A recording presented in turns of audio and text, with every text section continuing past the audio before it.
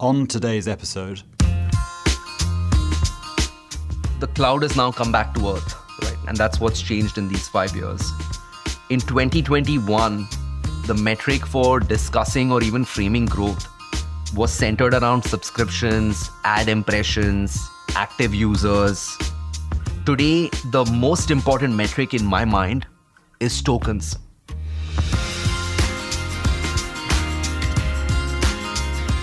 welcome to the Active Share podcast that explores less obvious investing insights in a world that's always changing. I'm your host, Hugo Scott Gall.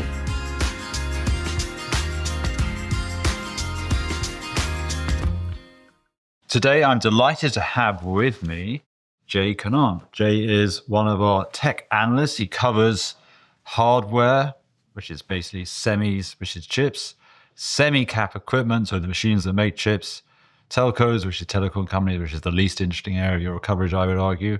And he's coming on the show because he was on the show in 2021. He enjoyed it so much, he's wanted to come back since then, but we haven't asked him until now. Jay, welcome to the show. Thank you, Hugo. It's wonderful to be back. Great. Right.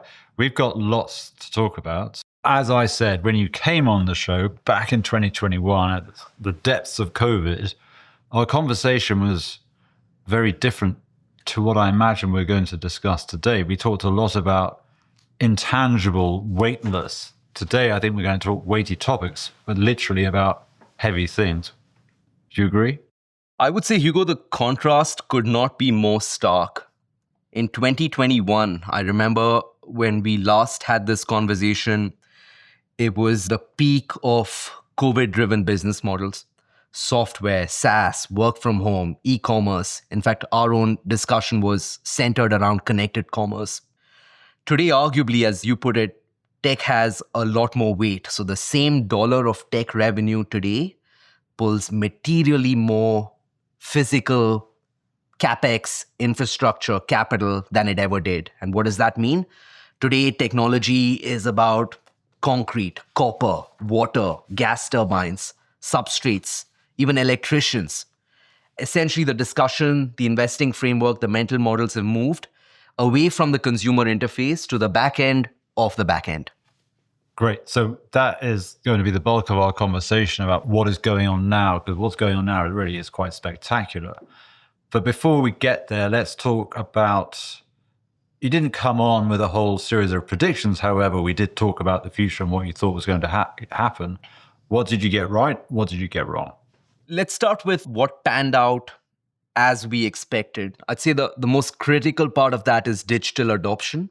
So just digital tools, the virality of adoption, both in society at the consumer level and at the enterprise level. This was structural, not just a COVID pull forward. The second was also this long growth runway for cloud. So as more and more data infrastructure moves from the server rack in the back room to the cloud. Now I'll talk a little bit about what surprised me, what I underestimated, what was not in my thinking. There were three things here. One, I would say the speed, the pace at which compute itself became the binding constraint. In 2021, we were discussing attention, real estate, last mile capabilities. None of that is binding today. Today it is compute. Second is AI. We can go back and look at the transcript. I would think we barely discussed AI in 2021. Today, it is not just critical, it is central to every tech discussion and investing model. And third, I would say, is how physical this answer has become. Back then, this was a software conversation.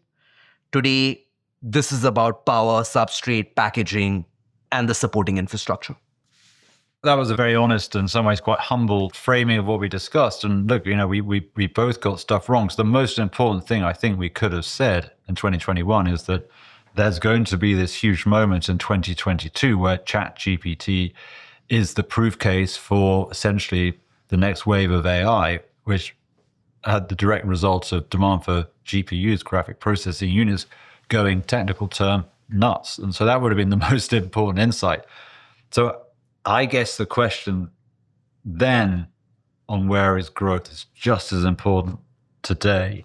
So where do you think, give you a time frame, next 2 years, Where is growth? I'll start here. I'd say, quite literally, the cloud has now come back to earth, right? And that's what's changed in these 5 years.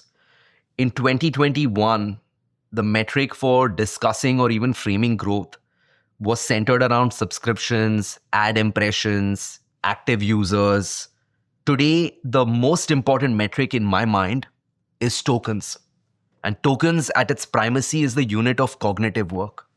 And tokens aren't replacing attention. They're replacing intelligence and thinking. So this is a completely different category with different TAM ceilings. So even understanding how the revenue pool works, the winners and losers, is completely different. I would say this, the most aggressive TAM estimate on AI is likely underestimating the true potential of AI, in my humble assessment. It's bigger than we believe, and there are many ways to frame it. Here's a simple example. Global software spend today is a little over $1 trillion. 5% of global labor, the labor pool in the world, is $1.5 trillion.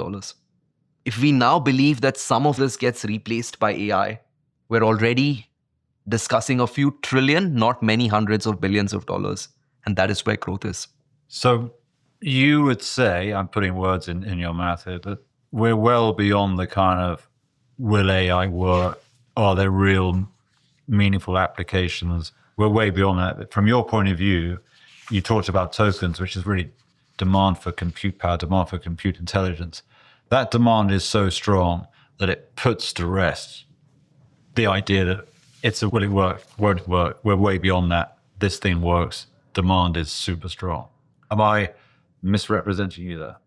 I would go a step further, Hugo, and say we are at the 3G moment for tokens today.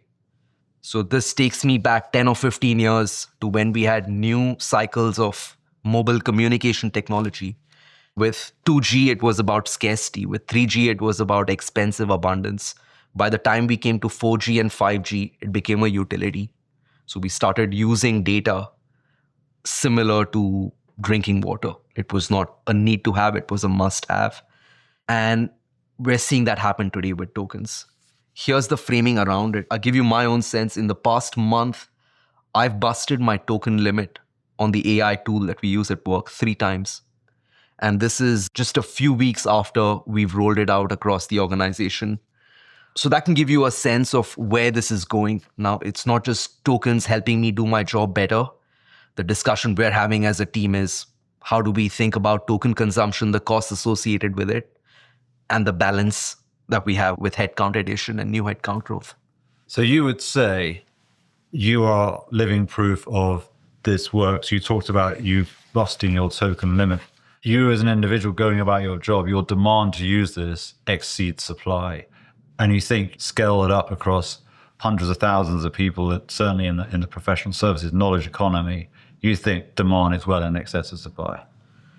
Demand is well in excess of supply. Because there are clear, tangible outcomes, wins.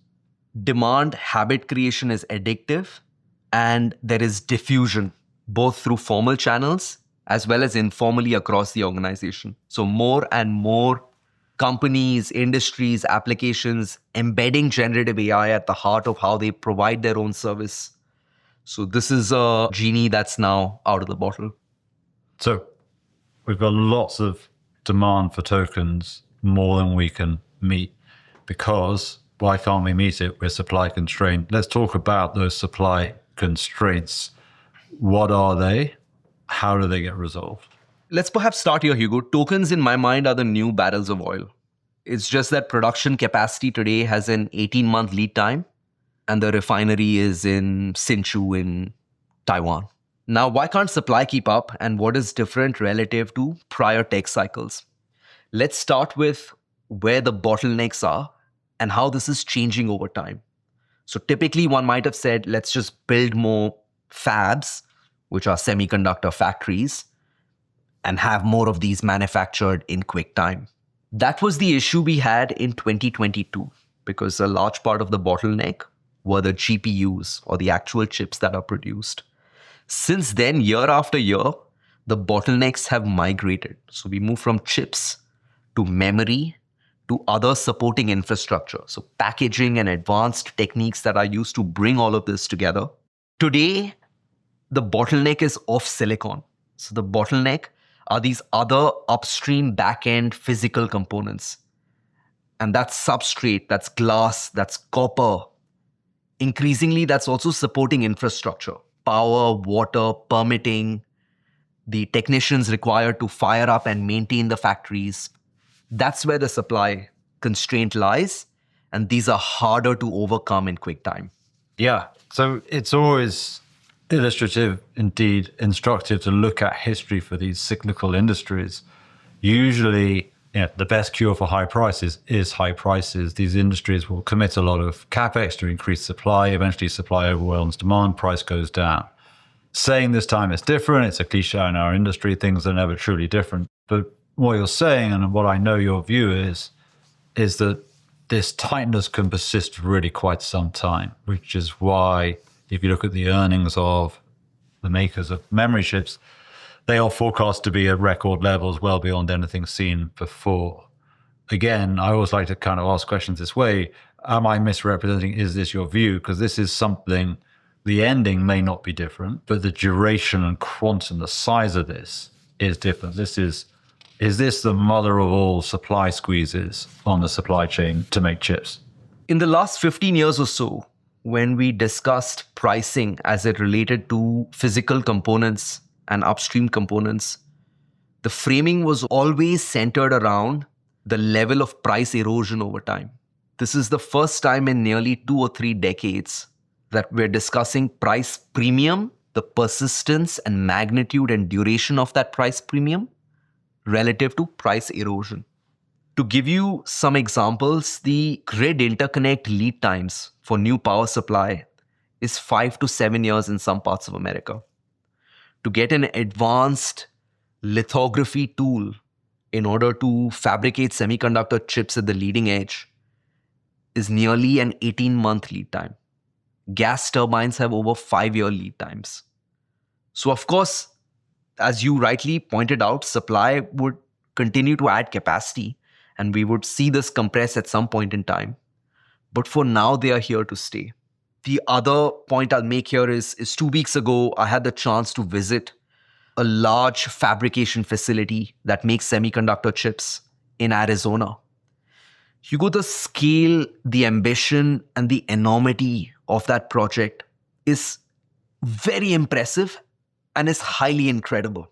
I would say it's staggering. Like, you understand viscerally when you look at the cluster of over 1,000 acres of land where concrete is still curing, transformers are being craned in, miles of cables are being run, and you can see that still supply cannot keep up with demand.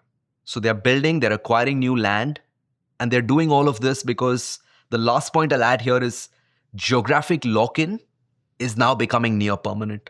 So it's not a global demand, global supply model that we spoke about when we had the age of globalization 20 years ago. Today, it's local supply that meets local demand. What does that mean, therefore, when you think about, again, we don't know how strong demand really is because you need to have as much supply as you want, and also there's price as well. But how quickly do you think supply can respond to ensure that demand is met? Is this a kind of, it feels like a long time, but it's all going to get done within a year? Some of the numbers you're throwing around these physical challenges are going to take a lot longer. It's difficult to double the amount of gas turbines being built in the world in a year, being made in a year. So is this a persistent tightness that means that those who are well positioned around bottlenecks can be much more profitable than historically, and the cures to those bottlenecks aren't coming anytime soon, which is another way of saying this is a different cycle. It really is stronger and is for longer. Combine everything you said on the supply side and add to that demand growth is explosive. So assume demand is linear, then we can have all of this framing around supply catching up. But token growth is at the magnitude of 10 to 15 times today. And it's increasing month by month, as we can see in some of the disclosures from the frontier labs. Yeah.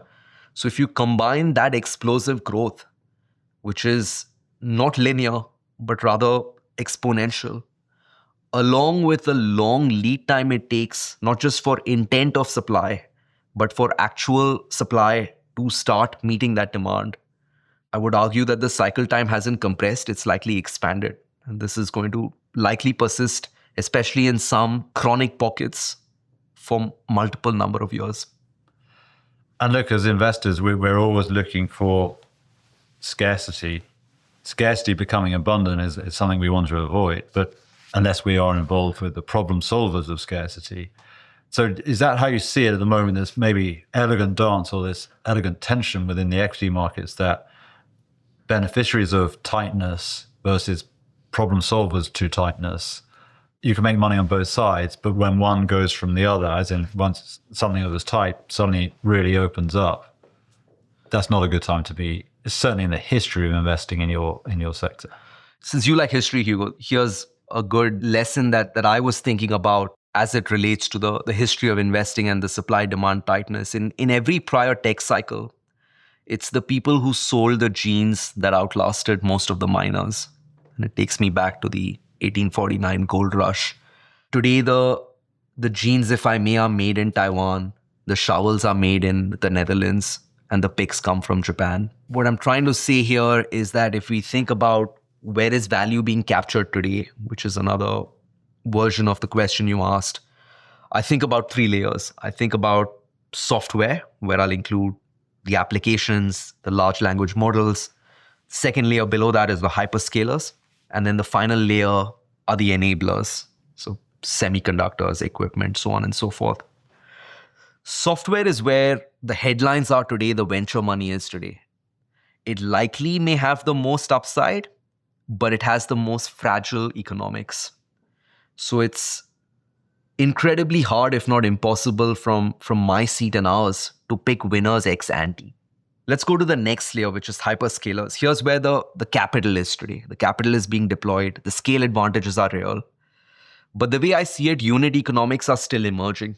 So there is likelihood that there will be differentiation here at the top, but workflow gravity will win. So they'll get commoditized towards the bottom within that layer. Finally, we come to the infrastructure layer. And as I said in my model, infrastructure is likely the most reliable long-term value creator. Think about railroads, electrification, internet, mobile. It's effectively the how much problem that's more underwritable than the application problem. So I'd say less glamorous business models, but more cash generative, easier to underwrite.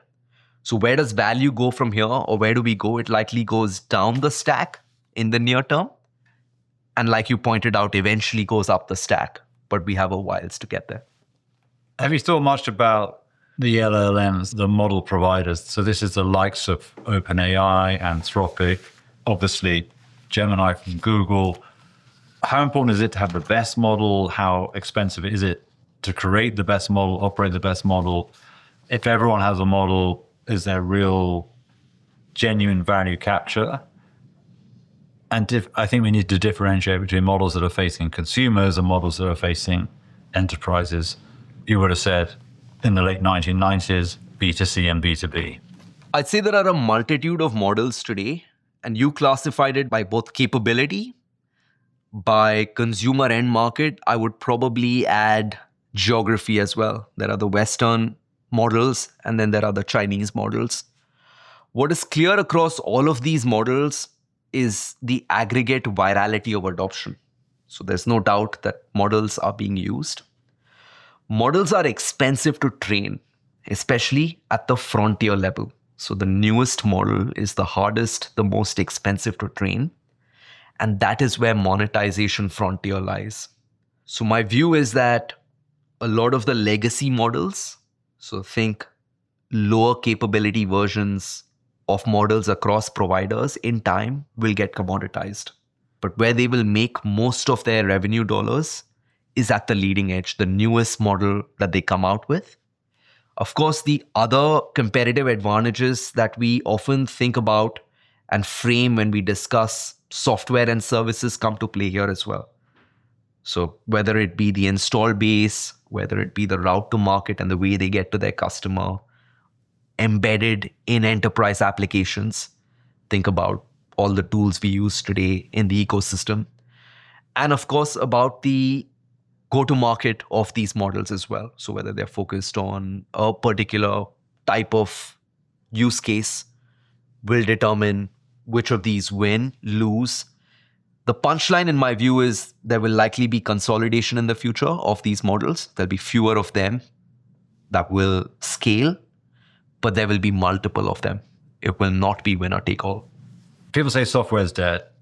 Anthropic, OpenAI, DeepSeek in China are showing you that software is not dead. It's just that the value is shifting away from legacy to new entrant software. Plus, there's clearly, if you think about potential revenue projections for something like an Anthropic who provides Claude, there's going to be some revenue gain from labor, as in it will replace humans.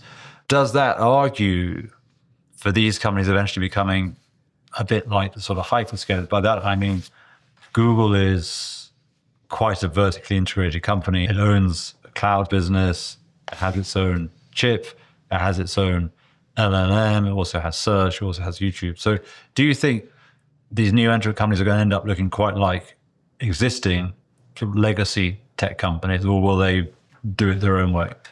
The answer probably lies somewhere in between. So a lot of these new companies in various shapes and forms already have connections, if not stronger linkages, with the legacy incumbents.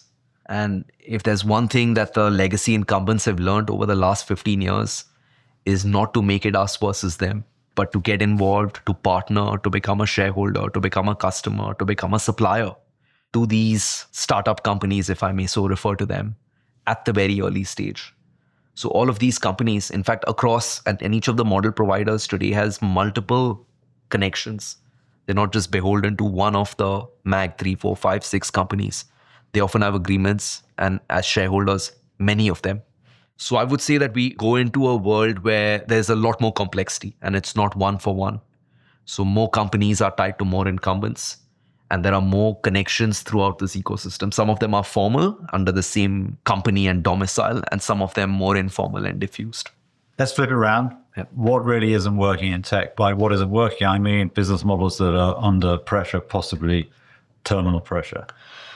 Here are the two axes of bifurcation, Hugo. One is along the hardware semiconductor line. And my punchline there is that data center demand and components are crowding out the rest of hardware infrastructure, namely at the smartphone, the PC, and at the consumer end. So you mentioned memory prices earlier. Now that's causing a lot of smartphone PC demand costs to rise to the extent that it's created demand destruction. So on one hand, it's the consumer device and the consumer end market that will suffer. That's here to stay. The other axis is around services. For the last 25 years, outsourcing of technology services was the world's largest beneficiary of labor arbitrage. The premise was pay less for the same work because you can get the work done by moving it to a lower cost offshore location. Large language models and AI change that unit of arbitrage. We are not arbitraging geography anymore. We are arbitraging humans against models. And the model is getting cheaper by a magnitude of 60% every year, while the human is not. So this is not a cyclical problem for the industry. This is an existential one because the entire revenue dollars was built on geographic labor arbitrage. Here's the question that has been bubbling under the surface throughout all of this. I'm going to ask it outright. Do you think we are in a bubble? It's hard to say. I would say there are... That's the best answer you could have. Or let me say it with even more humility. I don't know. Yeah. There are pockets which would suggest that demand outstrips supply. The fundamental characteristics that we evaluate and research appear extremely strong. But at the same time, there are pockets of the equity market where near-term multiples of securities are extremely extended, which suggests early signs of froth. What I can say, though, is two things. One, typically, a lot of bubbles are stories, narratives, call it what you may, without cash flows. this one has meaningful cash flows that are being generated today and will likely grow in the future.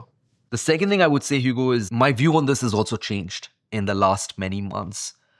I would say 6 months ago, I was thinking a fair bit about AI, and my read was this is extraordinary technology, real engagement, but the unit economics appear a little bit hand-wavy. Today, my confidence around the monetization pathway on model capability, on improvement in that capability, and the economic value of adoption is compounding faster than what I believe the market is pricing in. And that I would say is, and we are at the tip of the iceberg. So a lot more here to go. And that's what's changed in the last few months. It definitely seems that way, doesn't it? If you think about demand, it's much stronger than I think we as a team thought 6-9 months ago. And why is that? More applications, and certainly from one of the new entrants, better monetization, and also just these really, really tight bottlenecks that are resulting in almost parabolic pricing for some components, some parts of the supply chain. And that definitely, as you said, that is generating real dollars and cash flows. It's interesting to extrapolate this and think, what does it mean for inflation? What does it mean? If the price of these components in the economy go up, that will come through in end prices, but we can leave that for another day. One more thing before we go, I try and weave in robotics into every podcast. I do often fail, sometimes succeed, but we didn't really talk about physical AI. A lot of what we were talking about was digital AI. There are some that argue that physical AI will end up being a larger TAM, total addressable market, than digital AI. Is that really, back to the sort of bubble question? Sure, things can get frothy and stocks can be overvalued, but the underlying kind of earnings power or economic value created can power on. Is there another, not leg, because a lot more than a leg, but another big chapter in this coming from physical AI and robots? Yes, absolutely. The question is not about whether physical AI is real. The question is, how large could this be? Yeah, we don't have to talk about robots. I just wanted to keep saying robots. And here's, this is compute math. This is not estimates. But if we believe that there are $50 of components that go into the smartphone, $5,000 of the same type of components go into a humanoid robot. And the second thing I would say is that the supply chain here has already been paid for and is already building out capacity. They were doing it for consumer devices. They're now doing it for AI data centers. Doing it for humanoids is an extension of that.